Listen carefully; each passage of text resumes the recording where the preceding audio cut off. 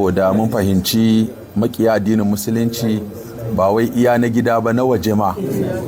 ganin yadda Hisba ta zabura yanzu a lokacin da komai musulunci ake son ya sanyi, ake lalata masa suna. Wadan zabura da muka yi ta girgiza gurare da dama, daga ciki har da makiya addinin musulunci. To yanzu sun ga cewa duk inda sun yi kokarin hada mu rigima da mai girma gwamna, Allah ya kawo ƙarshen wannan fitina. Yanzu kuma za su ɗauko wani usulubi kuma daban-daban. Daga cikin usulubin akwai amfani da 'yan Hisba masu rauni, cewa su je su dinga yin wasu kurakurai, suna yin wata ta'asa, in ya so sai a ce Hisba ce ta yi, ko kuma wasu ma ɗinka musu yunifon ɗin Hisba da gangan su je su yi wani abu sai a ce Hisba ce ta yi, ko kuma ma ainihin an shirya da wasu ɓata gari, wasu karuwai waɗanda za su ce wasu suna mu'amala da wasu 'yan Hisba, har ma kuma su rikodin ga maganganun da ke faruwa tsakaninsu da 'yan Hisba, sai a yada wa duniya cewa 'yan Hisba suna lalata ko suna haɗa baki, ko kuma a shirya wani cin hanci a je a yi bidiyo da wani ɗan Hisba a ce an bashi cin hanci ya karɓa, ko kuma masu giya a haɗa baki da su masu kawo giya su ce ainihin suna ba 'yan Hisba cin hanci, ko kuma masu yunkurin bayarwar, in ya so wanda aka samu mai rauni ya karɓa, to sai a amfani da wannan a ce an samu 'yan Hisba suna karɓar cin hanci da rashawa. Wato makirce suna nan kala-kala, ko a wajen operation ɗinmu ko a ɗaiɗaiko mu, so da haka dole kowa ya ƙara jajircewa da ibada, ya ƙara jajircewa. Wannan Hisba ba tamu bace, ta Allah ce. Kada kowa ya kuskura ya yi wani kuskure da zai zama ta hannunsa an lalata addinin musulunci. Yanzu dole a sa mana ido, sun riga sun ga cewa Hisban nan ba tamu ce mu kaɗai ba, ta musulmi ce gaba ɗaya. Mu ma yanzu muka ƙara samun ƙarfin gwiwa cewa wannan Hisba ɗin ba iya ta Kano bace, ba iya ta Najeriya bace. Yadda masu kishin addini da masu son musulunci suke kallon mu, suke mana addu'a, suke ba mu goyon baya domin mu gyara tarbiyya, mu kauda badala, to ko masu badala da makiya addinin musulunci su kuma za samu a gaba. Idan suka ga sun kasa yakan mu ta waje, su dakatar da wannan aiki da ake domin tsaftace tarbiyya da gyaran halaye da ɗabi'u, to za kuma su shigo ciki, sai amfani da masu rauni wajen yin wasu abubuwa na kurakurai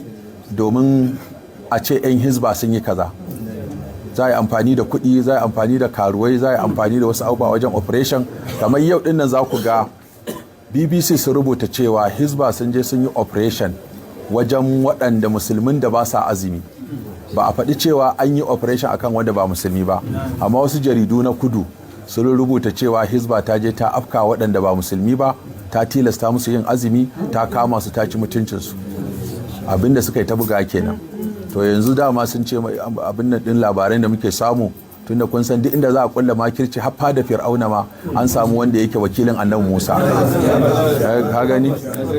Ya an samu wakilin Annabi Musa a fada Fir'auna, wanda duk kullakullan da aka wa Annabi Musa sai da yazo ya ga wa Annabi Musa cewa innal mala'a yatamiruna bika liyaqtuluka fakhruj inni laka minan nasihin. Don a fada Fir'auna za a samu wakilci, balle duk waɗanda za su yi abin nan. To wasu na gaya mana cewa yanzu tunda an kasa cimma Hisba ta yi ƙarfi, kuma sun ga jihohi sun ɗauka.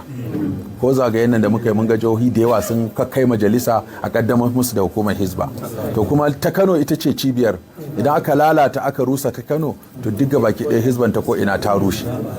Saboda haka dole kowane ɗan Hisba ya yi ƙoƙari ya kare mutuncin Hisba, ya kare mutuncin addini. Duk wani mutum da baka san shi ba, kaka buɗe ƙofar hira da shi, kaka kuskura wani ya baka wani abu a gefe da sunan wani abu ka karɓa. Kada kuma ka kuskura wata mata ku zo ku hira da ita akan wani abu, dan an ce a wasu za yi kokari a hada da kai da wasu karuwai su samu masu rauni, su je ma ko su ba su kansu ma,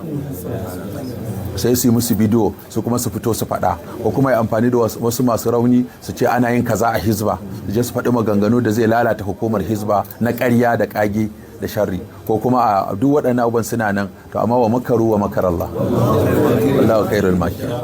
Haga kullama auqadu naran lil harbi atfaha Allah. Duk sanda suka kunna wuta, Allah zai kashe ta. Saboda haka wannan Hisba ta Allah ce, mu yi kokari mu ga mun kare mutuncin Hisba, mun kare darajar Hisba, ba mu ba da kofa ba kada dan Hisba ya kuskura ya je yayi abin da zai zubar da mutuncin Hisba. Maka mai da lokaci na hatta operation mun masa tsari cewa ba ko da yaushe za a dinga fita operation ba, sai mun sani. Ba za a fita operation ba sai an sanar da mu, sai mun san lokaci da guri da yanayi da inda za a yi. Ta iya yiwa wasu ne ma za su kulla makirci su bugo yan Hisba waya cewa ana kaza a guri kaza. kaza sai an je sai wani ya fito da bindiga ya harbi wani sai a ce yan Hisba ne suka harbe shi ko kuma a harbi yan Hisban a ce an jawo an kashe dan Hisba ko irin waɗannan duk yanzu makirce sai mun hada da addu'a ko mun sake fito da dabaru su ma masu barnar yanzu da muka sa su gaba waɗanda suke lalata 'ya'yan mutane to hankalinsu ya tashi yanzu sun ga cewa wannan Hisba ta yi ƙarfi ta samu goyon baya daga jiha da ƙasa da dukkan kuma kowane ɓangare sun goyi bayan Hisba to yanzu makirce za a dinga kulla mana daga ciki zaka kowa ya kokari a yawaita hasbunallahu ni'mal wakil a yawaita karatun alqur'ani an zo shan ruwa a dinga hada da hukumar Hisba Allah ya ɗaukaka musulunci da musulmi ya kare wannan hukuma duk wata kofa da makiya za su yi amfani da ita daga ciki ko daga waje Allah ya toshe musu basira kada samu yadda za su lalata